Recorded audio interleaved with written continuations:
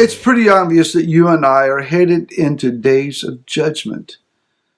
But this judgment is not indiscriminate or without a design and purpose. We have to learn to trust Him then for what Yah is seeking to accomplish in these days of upheaval. Hi, this is Barry Phillips with 10 Minute Torah, day number 5 of the Torah portion, Noach. Let's go to chapter number 8. The chapter begins, and Elohim remembered Noach and all the beasts and all the cattle that were with him in the ark. And Elohim made a wind to pass over the earth, and the waters subsided. The word remembered here is zakar, to be mindful of or to be marked. Yah does not simply judge us and forget us. Neither does He deliver us from judgment without us having a purpose afterwards. Judgment, as I said, is not indiscriminate. It is just not blanketing the earth or a city or a nation or a people without Yah having a redemptive purpose in the midst of it. After the judgment has come and has done its work, and we are left with whatever those results are, it is a place of starting over. The punishment has come and it's complete. It's kind of the picture of a child whose parent has told them, I'm going to give you a whipping when you get home. And they dread it. And they cry about it. And they wonder, how bad is it going to hurt? And they go into the house, and sure enough, the parent applies the discipline. It's not enjoyable, it's distasteful, it hurts, it's painful. But once it's over, it's done. And now we can get back to a clean slate again. The heart should be, I don't want that anymore, so I'm going to live differently. That is the hope and the ambition of the judgment at the hand of Elohim. So while these waters are now receding, it says that Noach sends out a raven, an orav, which is mixture, to see if the land has become dry. That then which is mixed, such as the mixed multitude, or that which has mixed in proper faith with a tried effort at following Yeshua, there's no place for them. There's no place for that after the judgment has become complete. Then the next opportunity comes, and He sends out a dove. In Hebrew, the word is Yonah. It's the same word that is the name given to a prophet. And so the Yonah symbolizes shalom, but it did not find shalom in the earth. It found no place of rest, and it returned. The second time the Yonah returned, it comes back with an olive leaf or an olive branch in its mouth. Here's a beautiful picture for us. The first thing that shows life after judgment is the olive tree, Israel. The purpose of Yah's judgment is to purify the earth, but also to raise up His people on Israel. So we see then that Yonah is also the name of the prophet Yonah. And in Yonah's writings, chapter 2, in the belly of the great fish, Yonah is in turmoil. He knows that he has been walking in disobedience. He knows that he needs to return and go back to the plan of Yah and go to Nineveh. He is repenting, and in verse number 9, he says, But I slaughter to you with the voice of thanksgiving. I pay what I have vowed. And then this phrase, deliverance is of Yud, He, Vav, He. That is, Yeshua is of Yahweh.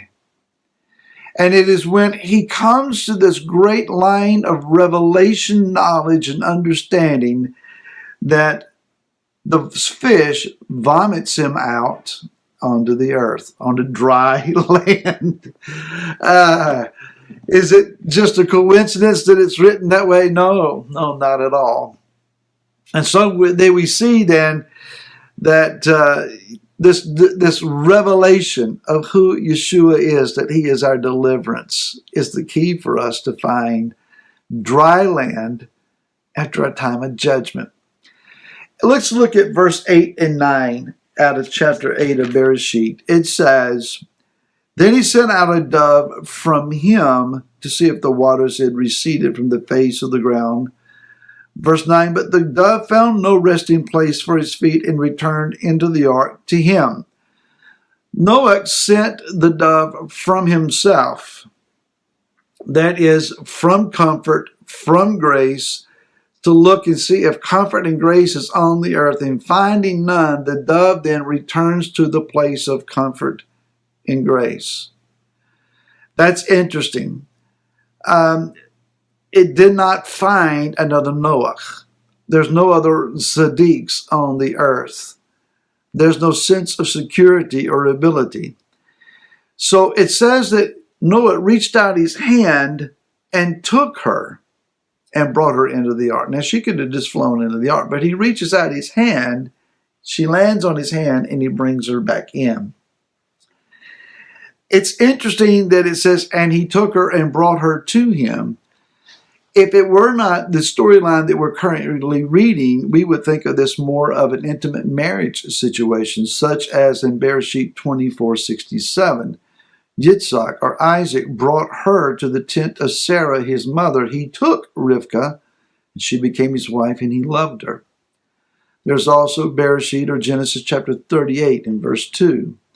Yehudah saw the daughter of a Canaanite man whose name was Shua, and he took her, and he came to her. And then in Bereshit 29 and 23, it happened in the evening that he took Leah, his daughter, and he brought her to him, and he came to her. That last verse there, he brought her to him, that phrase there, and then in our story, are the only two times in all the Torah that phrase is used. So now in verse number 10, it says, "He waited yet another 7 days, and again he sent the dove out from the ark." He sent the dove out from the place of atonement and redemption, a place of reconciliation. And she returns to him, but no mention is made of the ark. Having found a redemption or a reconciliation or atonement in the earth, she comes back to he who is comfort and grace. Now finally, in verse number 12, "And he waited yet another 7 days, sent out the dove, which did not return to him again." She went out, and it says here that he sent out the dove not from himself, nor from the ark. He just sent the dove out. Well, she is to look for what she can find. Here's my interpretation, my perspective.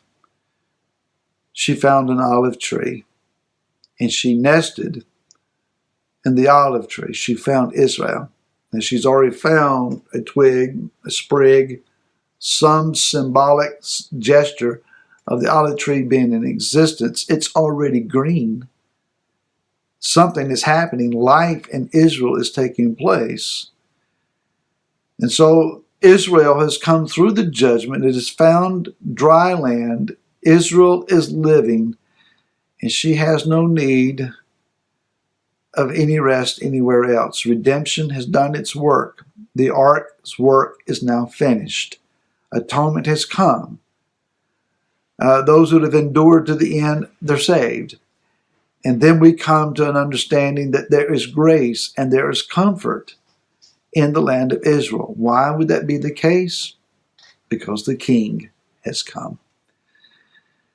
Make no mistake about it, these days of turbulence that you and I are currently in are for a designed purpose.